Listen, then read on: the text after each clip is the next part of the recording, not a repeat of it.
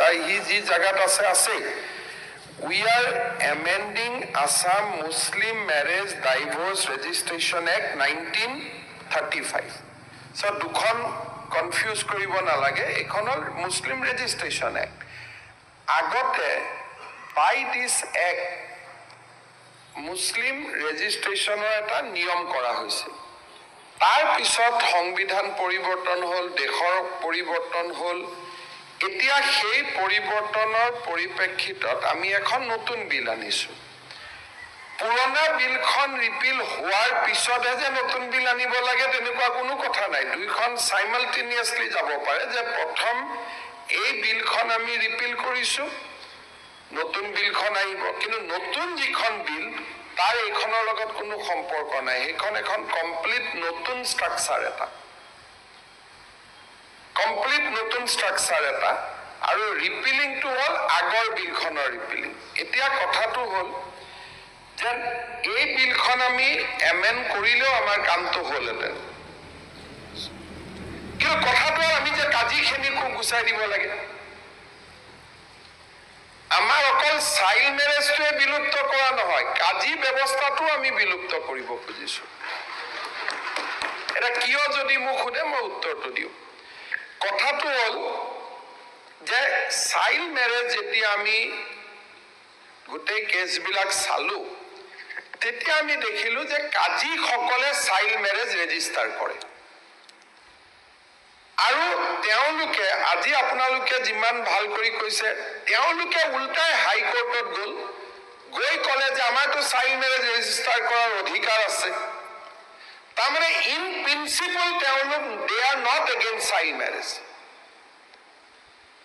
তেওঁলোকে যদি হাই কোৰ্টত গৈ আজি আপুনি কোৱা কথাখিনিয়ে ক'লেহেঁতেন তেনে বেলেগ কথা আছিল তেওঁলোক হাই কোৰ্টত গৈ ক'লে যে আমাৰ চাইল্ড মেৰেজ ৰেজিষ্টাৰ কৰা পাৱাৰ আছে গতিকে আমাক চাইল্ড মেৰেজ ৰেজিষ্টাৰ কৰিব দিব লাগে বা পুলিচে আমাক একশ্যন ল'ব নালাগে আমাক বেইল দিব লাগে তেতিয়া হাই কোৰ্টে বেইল দি দিলে যে under the Muslim registration act কাজিৰ চাইল্ড মেৰেজ ৰেজিষ্টাৰ কৰা যিহেতু পাৱাৰ আছে তেওঁলোকে এইটো ৰেজিষ্টাৰ কৰিছে এইটোক আমি কোনো ভুল ধৰিব নালাগে যেতিয়ালৈকে সদনে এখন সলনি নকৰে তাৰমানে তেওঁলোকৰ মনটো কি তেওঁলোকৰ মনটো হ'ল যে তেওঁলোক বিশ্বাসযোগ্য ব্যক্তি নহয় ইনষ্টিটিউশ্যনটো কাৰণ এইটো এটা প্ৰাইভেট ইনষ্টিটিউট কাজিসকলে আকৌ কি কৰে আইনত লিখাই নাই সাব কাজি এপইণ্ট কৰি দিয়ে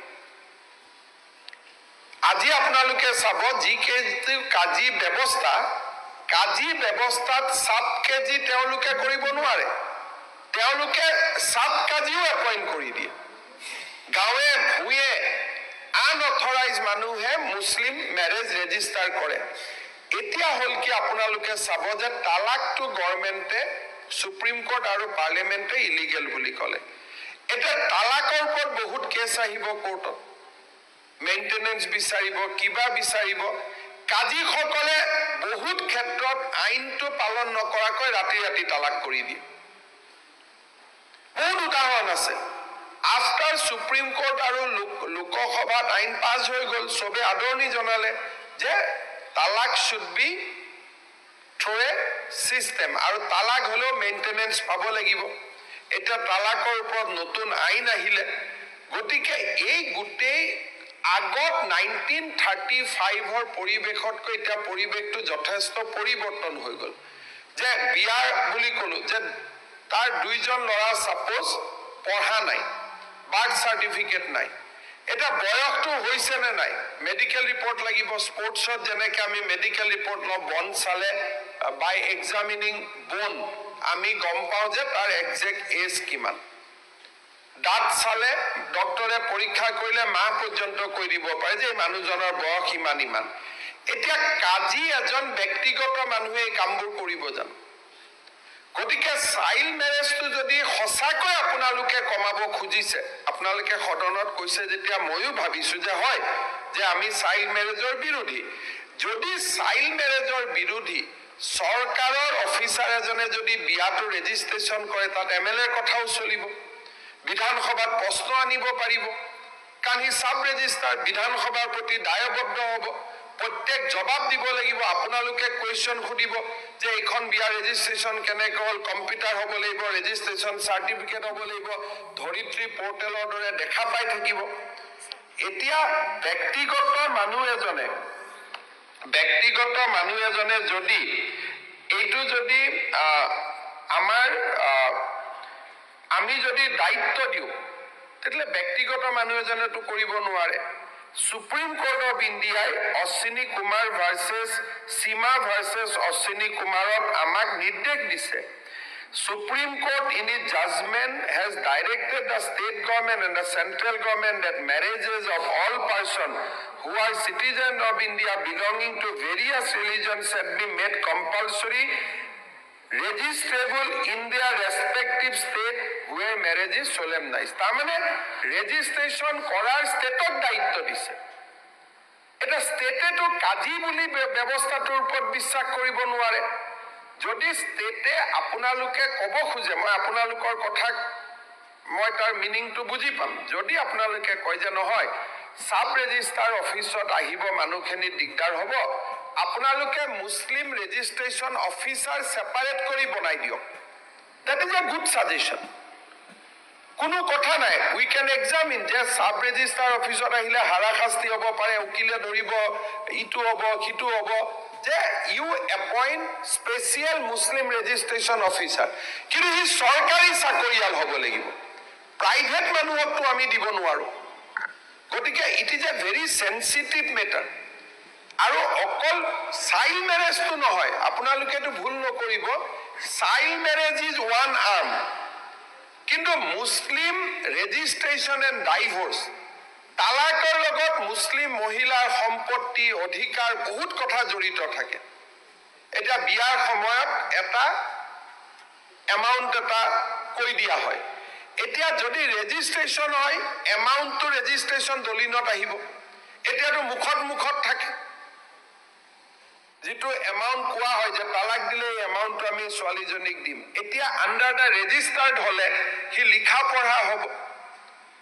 এতিয়া আগত হলে কাজিয়ে নিজৰ পেজটোকে বদলাই দিব পাৰে তাৰটো কোনো গ্যাৰান্টি নাই যদি কাজিয়ে মুসলিম বিয়া ৰেজিষ্টাৰ কৰিব পাৰে তেনে মাটিবাৰী ৰেজিষ্টাৰ কৰিবৰ কাৰণে আমি কাবাক প্ৰাইভেট মানুহক দায়িত্ব দি দিব পাৰো দুইটাটো একেই কথা সেইকাৰণে কাজী সকল মুটাটো আহিছিল 35ৰ পৰা তেওঁলোকে আজিলৈকে চলালে এতিয়া নতুন ব্যৱস্থা তাক সময় দিয়াৰ সময় আহি পৰিছে যেটো কনকাৰেন্ট লিষ্টৰ কথা কৈছে গভৰ্ণৰ তাত বিল যাব গভৰ্ণৰে যদি ভাবে যে এসেন্ট অফ প্ৰেসিডেন্ট ইজ ৰিকোয়াৰ্ড প্ৰেসিডেন্টলৈকে যাব যদি গভৰ্ণৰে ভাবে কিন্তু কনকাৰেন্ট লিষ্টত কাজীৰ ব্যৱস্থাটো আমাৰ স্বাধীন ভাৰতত সেইখন আইন কম্পালসৰি আইন হয় নে নহয় হেতু ৰাজ্যপাল মহোদয়ে চাব তেওঁৰ এটো অধিকাৰ ক্ষেত্ৰ তেওঁ যদি ভাবে যে কোনোবা এখন ষ্টেট এক্ট এমেন্ডমেন্ট কৰোতে কোনোবা সেন্ট্ৰেল এক্টৰ লগত কনফ্লিক্ট হৈছে then he will withhold the assent and he will send it to the president of India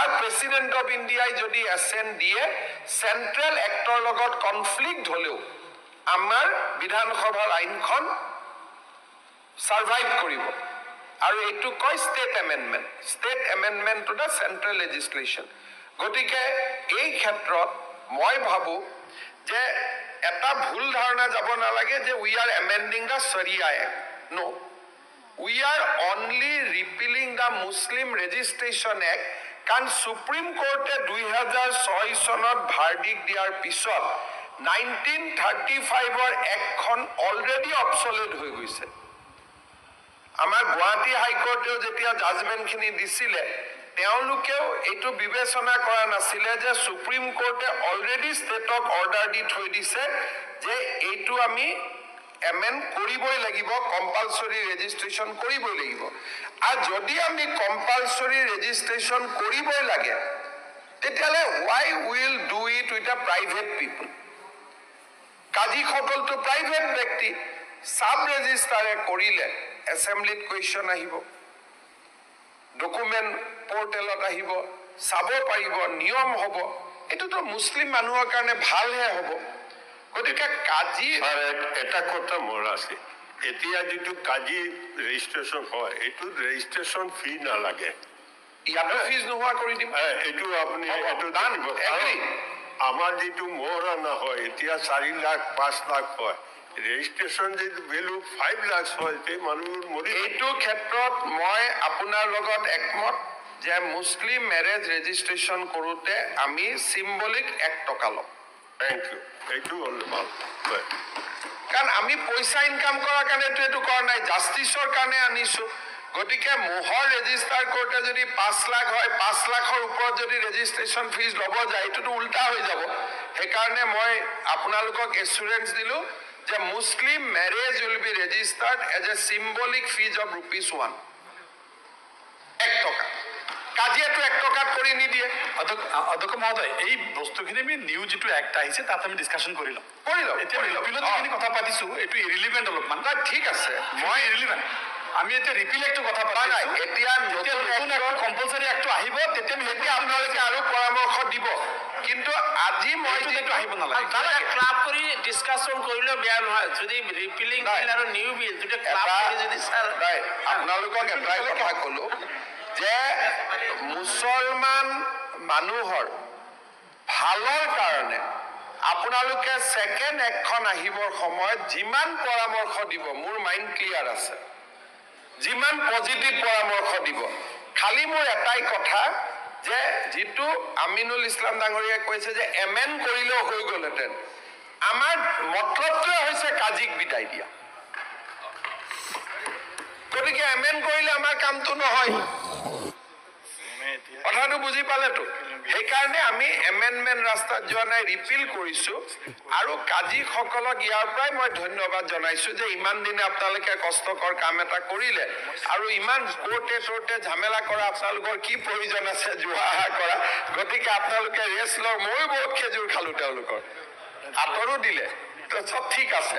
কিন্তু অন্য খেজুৰ আঁতৰ মোৰ তাতো আহি আছে, কিন্তু হ'লেও আমি স্থিতপ্ৰজ্ঞ হৈ থাকিব লাগিব। কৰি দিলে ছাৰ মানি ল'লেহেঁতেন, তেওঁলোকে মানি নল'লেহে ভাল। তেওঁলোকে প্ৰভিজন আছে কাৰণে কৰিব। আপোনাৰ মতেই কৰিব। তেওঁলোকে মানি লোৱা নোলোৱাৰ ওপৰত বিধানসভা কেনেকে চলিব? তেওঁলোকক খালি আমি ধন্যবাদ জনাইছো যে ইমান দিন আপোনালোকে এটা কষ্টকৰ কাম এটা কৰিলে, আমি শুক্ৰিয়া দিছো তেওঁলোকক। কিন্তু আজিৰ পৰা আমি তেওঁলোকক বিদায় দিছো, সেইটো কাৰণে এইখন ৰিপিলিং আইন। মাননীয় মহোদয়, দুটা কথা ক'ব বিচাৰিছোঁ মই। মাননীয় মুখ্যমন্ত্ৰী যিটো কাজিৰ বিষয়ে ক'লে, মেছেজটো অলপ বেলেগকৈ যাব নালাগে। কাজিসকল মই যিমানখিনি জানো গোটেইখিনি আপোনাৰ এমপ্লয়, স্কুলৰ টিচাৰ, আৰবী টিচাৰ, হাইস্কুল এম ই স্কুলৰ 2-4জন ৰিটায়াৰ্ড হৈছে, বাকী বহুতো গুৱাহাটীৰ সদৰ কাজি হাইস্কুলৰ টিচাৰ।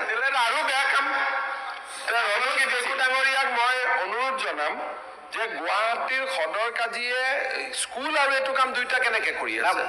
তেওঁৰ ওপৰত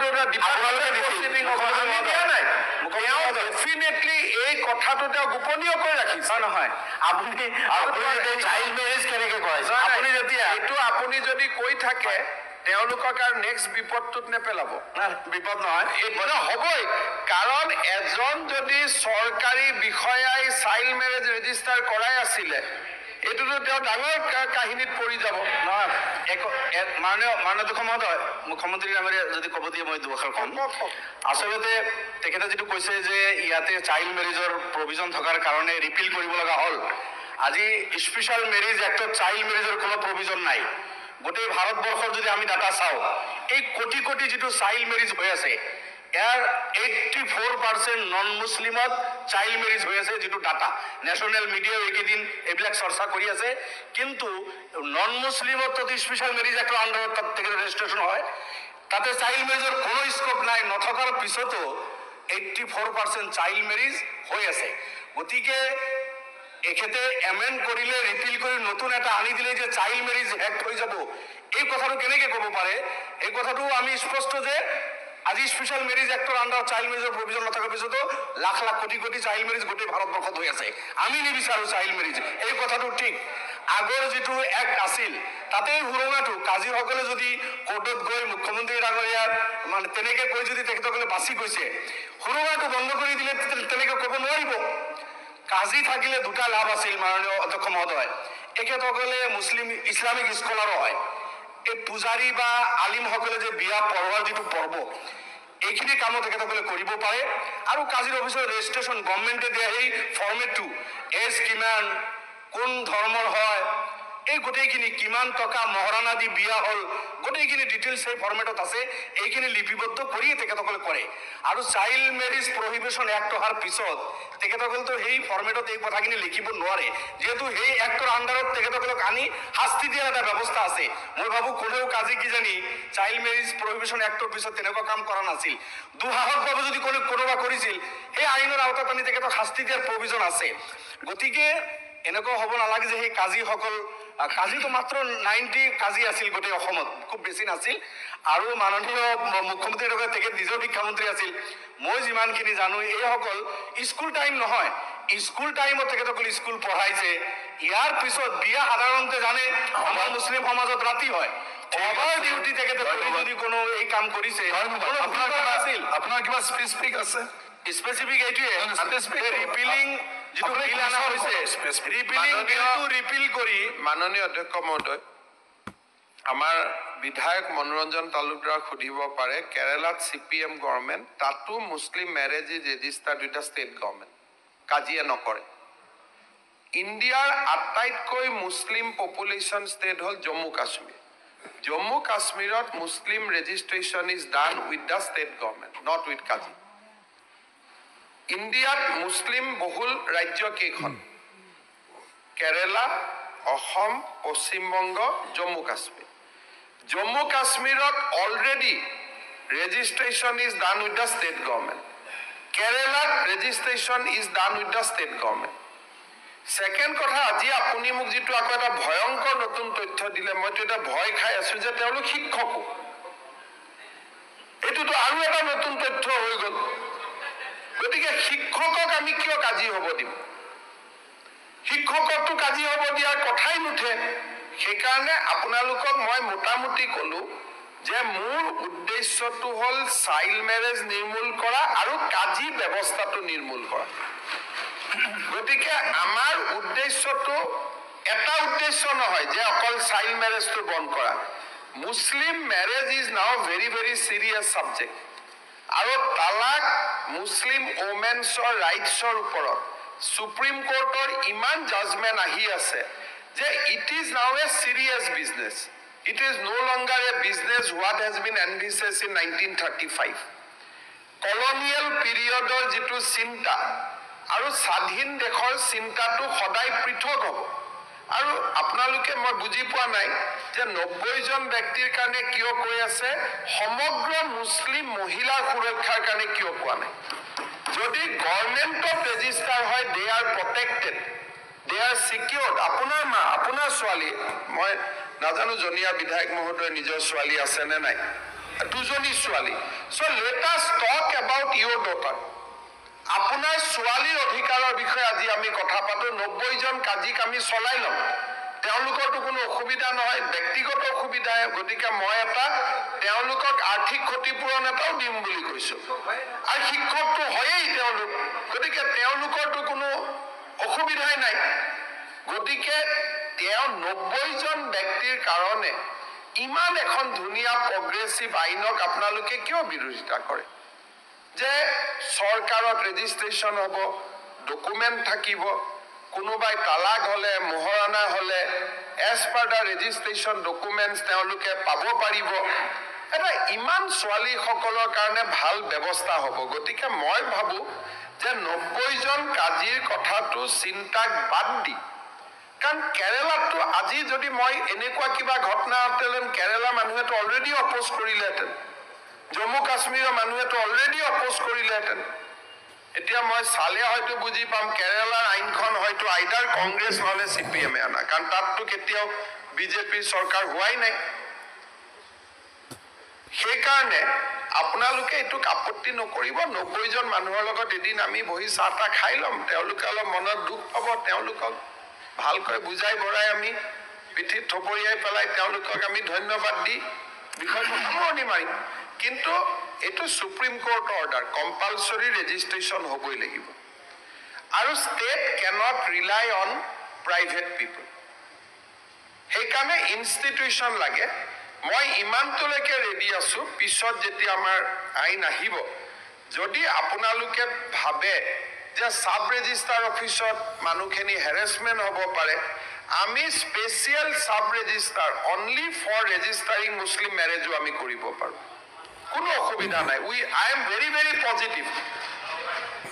ছেকেণ্ড, বিধায়ক মহোদয়ে যিটো কৈছে চাইল্ড মেৰেজ বন্ধ হ'ব নাই, 26ৰ ভিতৰত মই বন্ধ কৰি দিম অসমত। এইটো হ'বই নোৱাৰে। এইটো য'ত য'ত হৈ থাকিব, কিন্তু অসমত হ'ব নোৱাৰে, কাৰণ পস্কোত এতিয়ালৈকে 14 বছৰ জেল 7 জনৰ হ'ল। এতিয়া DNSত এনেকুৱা এটা ডাঙৰ প্ৰভিজন আহিছে যে চাইল্ড মেৰেজ প্ৰমাণ কৰিব নালাগে। ভাৰতীয় ন্যায় সংহিতাত আহিছে যে যদি মাইনৰ এজত বিয়া হৈ ছেক্সুৱেল ইণ্টাৰক'ৰ্চ হয়, it is equivalent to rape. তাৰমানে বাচ্চা জন্ম হ'লেতো ছেক্সুৱেল ইণ্টাৰক'ৰ্চ হৈছেই। সেইকাৰণে rape charge prove will be very very easy things to do now. নিজৰ ঘৈণীয়েকৰ লগতো, এইটো আপোনালোকে বুজি পালে ভাল হ'ব, পিছত মিটিঙত ক'ব পাৰিব।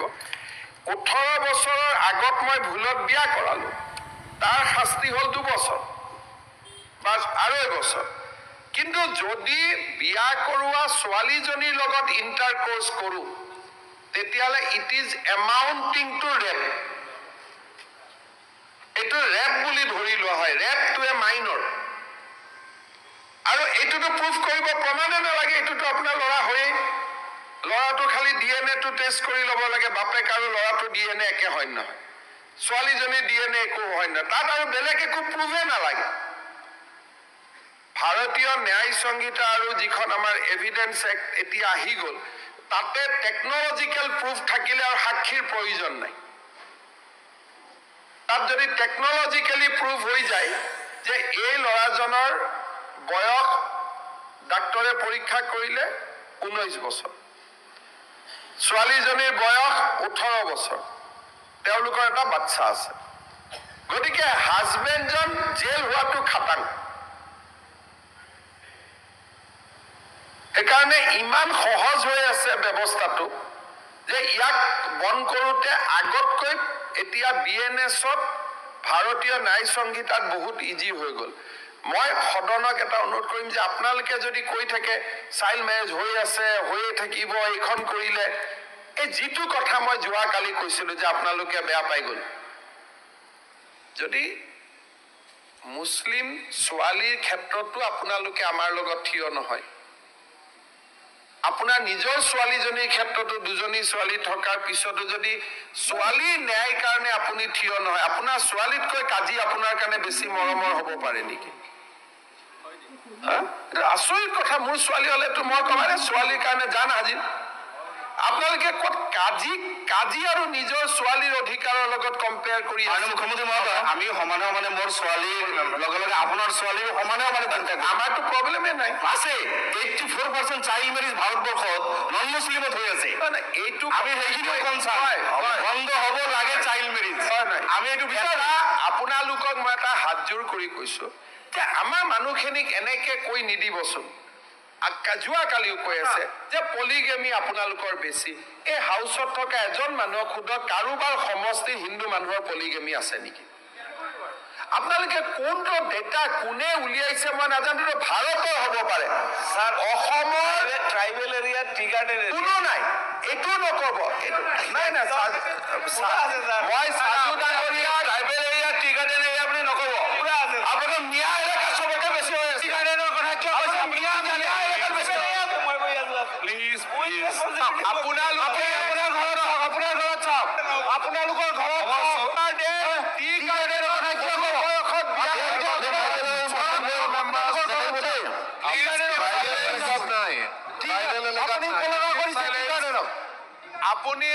আপুনি এটা ভুল কথা নক'ব। এইবিলাকে বাহিৰত সংঘাত কৰে। চাহ জনজাতিৰ কোনোবা ছোৱালী নহয়, আপোনাক মই কাৰেক্ট কৰি দিছোঁ, কোনোবা ছোৱালী ল'ৰাই কম বয়সত বিয়া কৰিব পাৰে, কিন্তু 2জনী বিয়া নকৰে। এইটো অসম্ভৱ।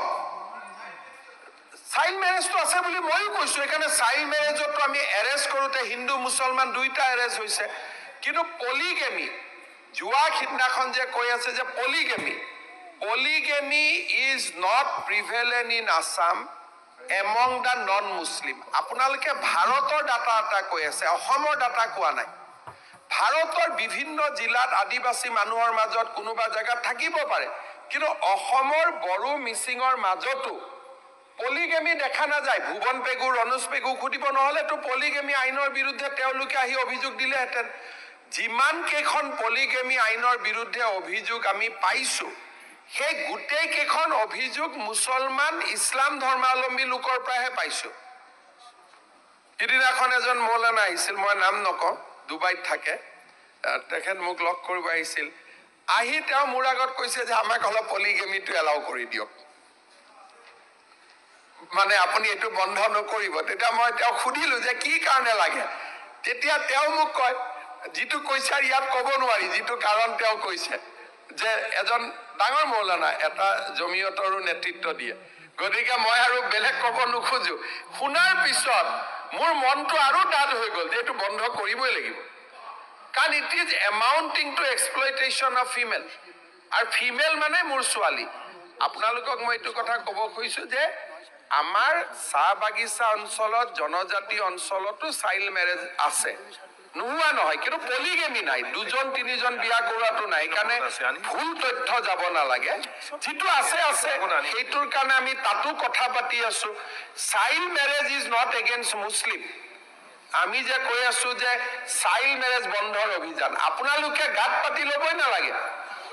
এৰেষ্ট কৰা লিষ্টত যদি চাই, তাত দেখিব হিন্দু আছে, মুছলমানো আছে, কিন্তু ডাটাই আমাক কয় যে চাউথ চালমাৰ আৰু ধুবুৰী ডিষ্ট্ৰিক্টত, মই ধৰ্মলৈকে যোৱা নাই, চাউথ চালমাৰ আৰু ধুবুৰী ডিষ্ট্ৰিক্টত চাইল্ড মেৰেজ আটাইতকৈ বেছি। এতিয়া এইটো হ'ল ডেটা। সেইকাৰণে মই আপোনালোকক অনুৰোধ কৰিম, ট্ৰাইবেল, ট্ৰি গাৰ্ডেন এইটো বস্তু কৈ পেলাই আৰু বাহিৰত এখন নল'ব। তেতিয়া আপোনালোকৰ ওপৰত গৈ মই কালি কেছ দিব লাগিব, পৰহি কালি মোৰ ওপৰত কেছ দিছে নহয়, গৈ মই কেছ দিব লাগিব যে এওঁলোকে কৰি আছে, কাৰণ ৰেকৰ্ডটোতো হাউচৰ ৰেকৰ্ডটোতো টেপ হৈ থাকে। আপোনালোকে টি গাৰ্ডেন আৰু ট্ৰাইবেলক এতিয়া খং উঠাই লৈ আছে, মইতো উঠোৱা নাই। গতিকে এইবিলাক কাম নকৰিব। কাজিখিনিৰ কাৰণে আপোনালোকে ইমান টেনশ্যন নল'ব, এইখিনি মই হেণ্ডেল কৰি ল'ম। কিবা থেংক ইউ। আজিৰ কাৰণে আমি কোৱা নাই। ৰিপ্লাই দিলে হয় গ'ল। দুই চাৰিটা অলপ কনফিউজন হৈছে আৰু ইমান কি ৰিপ্লাই লাগে আৰু মানে এটা চব কথা- কথাই কৈ দিলে, কভাৰ কৰিলে। নাই, এটা কথা মাননীয় মুখ্যমন্ত্ৰী ডাঙৰীয়াই কৈছে, যদি ষ্টেট লেজিসলেশ্যন এটা চেন্ট্ৰেল লেজিসলেশ্যনৰ লগত যদি কণ্ট্ৰাডিক্ট হয়, এপ্ৰুভেল ফ্ৰম দ্য প্ৰেচিডেণ্ট। মাননীয় অধ্যক্ষ মহোদয়, কথাটো আপুনি যিটো আইনৰ কথা কৈছে, মই আপোনাক শুধৰাই দিছো। কণ্ট্ৰাডিক্ট হয় নে নহয় এইটো গভৰ্ণৰে চাব। যেতিয়া আমি বিলখন এছেণ্টৰ কাৰণে পঠাম, হাউচে নাচায়, হাউচে আইনখন পাছ কৰিব, আগতীয়াকৈ অনুমোদন নহয়। হাউচে আইনখন 254 অফ দ্য কনষ্টিটিউশ্যন পঢ়ি লয়, আগতে হাউচে পাছ কৰিব, ৰাজ্যপালে বিবেচনা কৰিব যে এই আইনখনে কিবা আইনৰ লগত কণ্ট্ৰাডিক্ট কৰে নেকি। যদি তেওঁ ভাবে কণ্ট্ৰাডিক্ট কৰে, তেওঁ ৰাষ্ট্ৰপতিলৈকে পঠাব। মোৰ কুৱেশ্যনটো সেইখিনিয়ে অধ্যক্ষ মহোদয়। এইটো গভৰ্ণৰৰ পাৱাৰটো আমি কেনেকে ল'ম? যিটো সংবিধানে, আৰে আমিতো ৰাজ্যপাল, আমাক ৰাষ্ট্ৰপতিয়ে পাতা নাই নহয়, যিটো পাৱাৰ সংবিধানে ৰাজ্যপালক দিছে, সেই পাৱাৰটো বিধানসভাই ল'ব নোৱাৰে নহয়। যিটো পাৱাৰ ৰাজ্যপালৰহে এইটো পাৱাৰ। যে বিল কণ্ট্ৰাডিক্ট কৰে নেকি, this is absolutely in the domain of the governor. হয়, মানে এই ৰিপিল বিলটো 2020 বিলটোৱে আৰ্টিকেল 254 কণ্ট্ৰাডিক্ট হয় নে নহয়, আৰ্টিকেল 254 গভৰ্ণৰে চাব। এইটো গভৰ্ণৰে চাব, কিন্তু উইদাউট দ্য গভৰ্ণৰ চোৱাৰ আগতে আমি নতুন আইন কেনেকৈ আনিম? আৰে এই বিলটো জাষ্টিফাইবল নহয়, তেতিয়া গভৰ্ণৰে এছেম্বলি দিব। ইয়াত আপোনালোকে যিটো কথা আলোচনা কৰি আছে, গভৰ্ণৰে আলোচনা কৰি আছে। আমি ৰিপিল বিলখন গভৰ্ণৰক দিম। গভৰ্ণৰে যদি ভাবে যে এই ৰিপিলখনৰ লগত কিবা চেন্ট্ৰেল আইনৰ সমস্যা আছে, তেওঁ ৰাষ্ট্ৰপতিক পঠাব।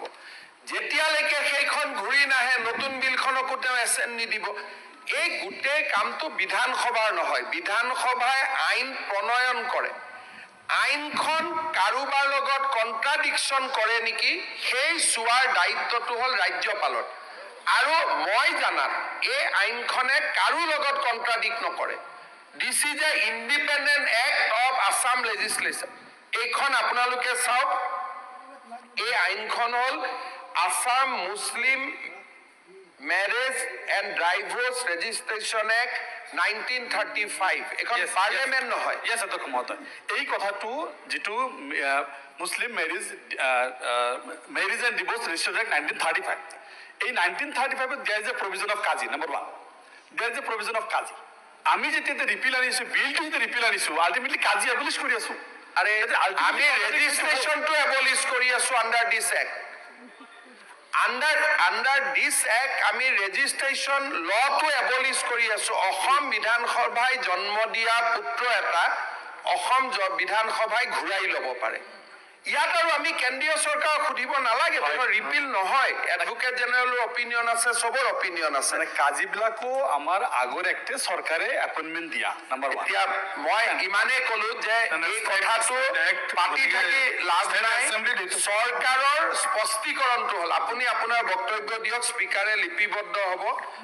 চৰকাৰৰ স্পষ্টীকৰণটো হ'ল যে এই বিলে কাকো কণ্ট্ৰাডিক্ট নকৰে, আৰু even if it is contradict any central law, it is the duty of the governor of Assam to look at it, not the duty of Assam Assembly.